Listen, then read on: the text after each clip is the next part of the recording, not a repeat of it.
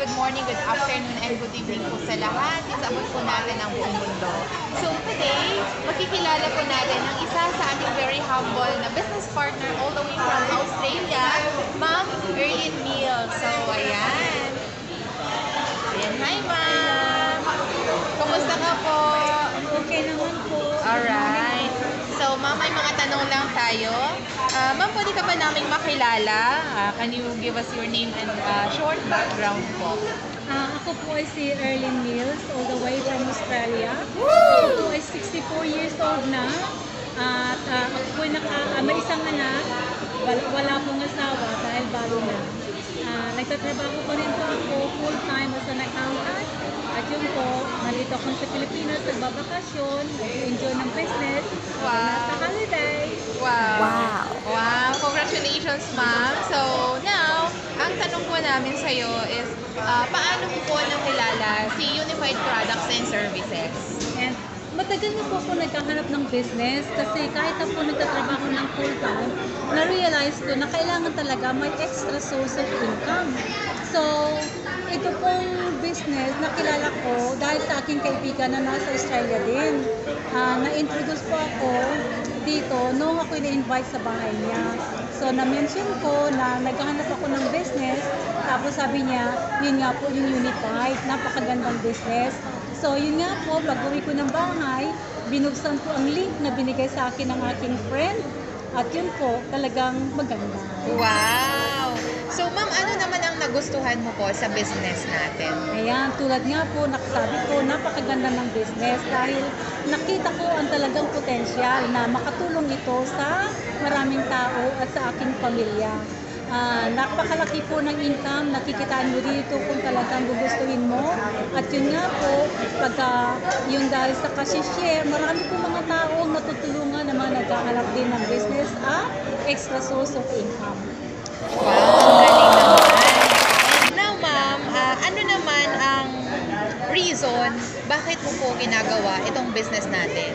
Ayan, yun nga po tulad ng sinasabi ko, kahit ako ay nagtatrabaho pa ng full-time, kailangan po talaga ng extra income dahil hindi po ako nakakasiguro na talagang okay na ang buhay ko. At hindi po naman talaga okay dahil pag gusto kong tumulong sa aking pamilya, syempre may kailangang budget na pangtulong talaga sa pamilya. Hindi po lahat nanggagaling sa income yun. So, at dahil po ako ay senior na, one day po hihinto ako ng trabaho, hihinto rin ang aking income. So, kailangan meron akong income replacement para po pangtulong sa pamilya.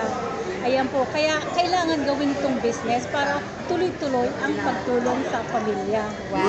Sobrang bait ni mo, Ma'am. Kasi gustong-gusto mo talagang makatulong, ano? So now, last but not the least, Ma'am, ito yung gusto naming malaman. Ano yung message mo sa mga friends natin, especially sa mga gustong mag-start din ng kanilang negosyo this 2024? Ayan. So, kung naisip niyo po na magkaroon ng business, ibig sabihin, kailangan nyo talagang mag-business. So, wag po kayong mag-atubili. Pagka naisipan nyo mag-business, sige po, hanapin nyo kaagad yung business na gusto nyo. At ito nga po Unified, ang talagang highly recommended. Dahil ito po ay portable, magagawa nyo ito kahit kayo nasaan. Pwede kayo mag-travel, hindi kayo nakatali lang sa bahay. Ayan, napakaganda talaga ng business na ito. So, katulad nyo, ito pong business ay ginagawa ko, part-time with full-time attitude po ako. Recommended ko po sa inyo kung kayo ay talagang naghahanap, gawin nyo po itong business na ito. Hindi po kayo, wala po kayong regret dito dahil fully supported kayo ng mga taong involved dito. Ito po ay 12 years old na, kaya talagang matibay. Marami na po siyang napagdaanan ng mga pagsusubok at naririto pa rin po ang business. At siya po ay talagang maraming proof na marami ng taong mga natulungan. At ito po ay tuloy-tuloy na nag-i-innovate, patuloy ang pag-expand. At talaga po namang marami ng taong natutulungan at matutulungan pa. So, gawin nyo lang po ito. Huwag po kayo mag-hesitate. Kung kayo naghahanap ng business, tara na kayo. Join na kayo dito sa amin.